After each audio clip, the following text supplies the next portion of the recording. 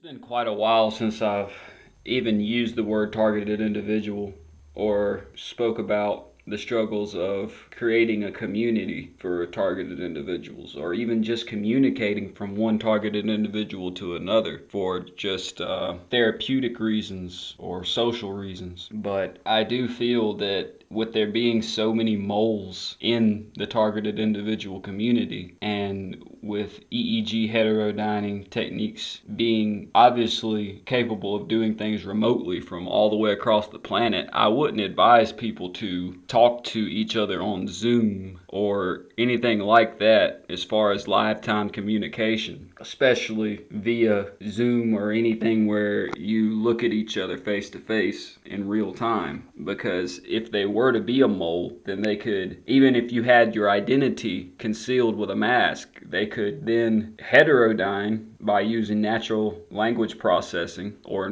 neurolinguistic programming, since you have a visual interface, to acquire your EEG. So a solution to that, I would say, is to just respond to each other with videos the old school way. Like when YouTube came out, first they got rid of the 5-star rating, and then they got rid of the option of replying to a video with a video. So I would, since I have a larger influence than I really want to have, and every suggestion or solution that I have came up with has been eradicated or manipulated, partially as an experiment and as a hope for to fix the problem, I would say to respond to each other with videos. Even if you have to communicate back and forth, do it that way. Just write semicolon, then the title of the video, and then whatever you want to title a video. And then when somebody wants to respond back to that, put a and comma, and then another and a semicolon, and just keep on going that way. Because all this other shit, man, you can't risk it with these moles. That's the way I look at it. I would say if anybody decides to get involved, which I don't think I'm going to,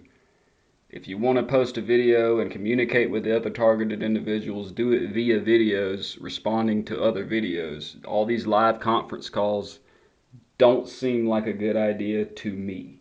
So run and tell that, take it how you want to, whatever. Hopefully I'm just tripping and I'm the only motherfucker listening to this shit. As I said, I can't help if I'm empathetic. And in order to do something, you gotta plan it. A lot of everything that I've experienced over the past 10 years comes back to the discovery of the simple notion that for everything that you produce is reproduced. Everything you do is replicated to the point where you see visibly that there's an obligation for it to be done. The smaller your scope or spectrum of activities or social circle becomes, the more direct the correlations begin to be made, to the point where it gets more simple as you clear your line of sight for your judgment more by getting rid of all the emotions that get in the way, to the point where you can observe the situation neutrally to assess what you can then begin to analyze and judge and label. Then you begin to focus on the dynamics and then correlate those to the concepts of the bigger picture. Things get very specific after a while, in other words. Once you hone in on the perception that the realization creates of everything around you replicating whatever you say or do in some way, shape, or form, naturally, and also in an orchestrated way on a social level from multiple angles and motives, some of it even coerced through people who just are being regular people, being complacent and orderly. Nothing malicious about it. It all just branches out to other things though. But when you start to notice the obligation is when usually it's a product of being isolated, but also just from operating differently than the norm, because you have very little narrative or actions of your own to choose from to mimic or reconvey to you or represent to you. But literally everything that I do, I see replicated back to me in some way, shape, form, or fashion, whether it be audio or visual or something that's much more meaningful as far as some sort of synchronization that's hard to describe without creating some sort of story in which you would have to have a time and a place, and it takes about 5 or 10 minutes just to address one situation. It's like that. But yeah, the obligation of people or the importance of people being coerced to convey certain things to you that represent or mimic something that you've done or thought or said. All that stuff is more noticeable over time. I don't know if that's just an inevitability of just noticing that happening or what, but it gets to the point where testing the validity no longer is appeasing or entertaining to you, and it's just something that never goes away. I'm always going to see it, and I would much rather not be seeing all the orchestrated, fabricated things. But as I said, they fear the power of people tuning in to all the synchronicities in general. I believe that's their whole modus operandi for operating the way they do. I've stressed already the importance of knowing that everything's done for multiple reasons, but I felt the need today to remind myself of the value of knowing why you do things.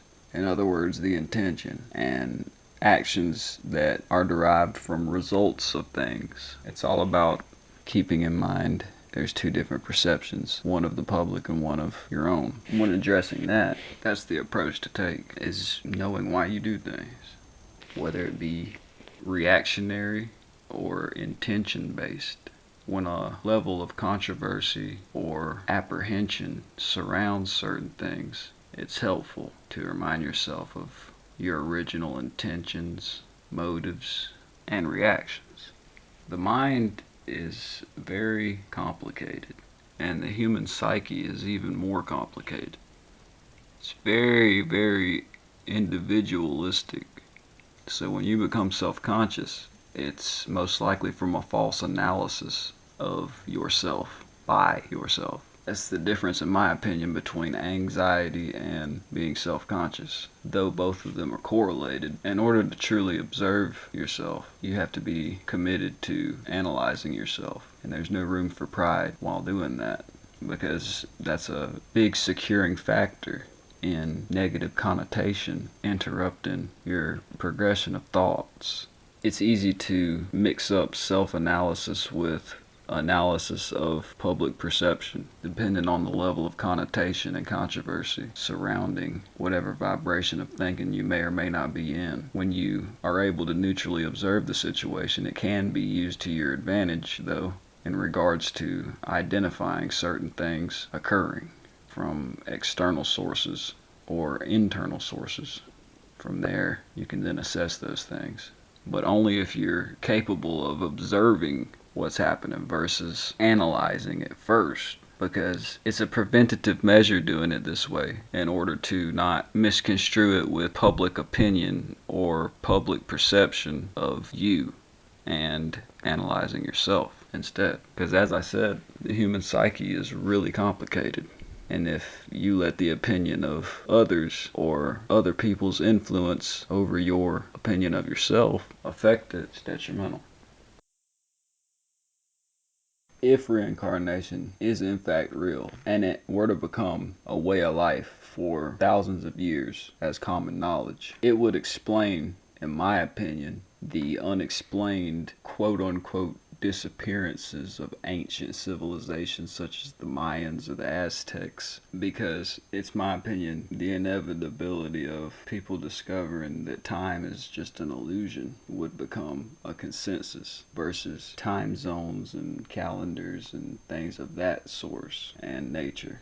So with that becoming common knowledge to a large group of people, they could theoretically catalog and communicate with former and perhaps future embodiments of their selves or their ancestors or other people and things like that. And they could, what we would consider, tell the future. but seeing as how that kind of mentality that would create opportunities to do things like that wouldn't reap the same benefits that create the dynamics that paint the pictures in our minds of telling the future anyway. So that leads me to my whole theory of how these entire civilizations mysteriously disappear on the top of a mountain, for instance, is one story I've heard. If the benefits that are never developed, that we perceive to receive from reading the future, weren't developed with their civilizations, they would predominantly communicate with their future selves to gather information about the landscape of the earth. And everything is everything. So these civilizations perhaps are no longer appearing. So maybe that's why they chose to use that terminology, mysteriously disappearing versus extinction or what have you, because the knowledge they had, in my opinion, would lead them to a higher tier level of what we would label advantages, in which they could move around freely as an entire civilization in whatever time frame after the period of a mountain being constructed over time. The mountain could theoretically be them in a way. It's like that's how they become invisible to us, because everything's still everything and everything's just a vibration. However, if you were to go back in time before that mountain was there, maybe they'd still be there. It's just something I've been thinking of.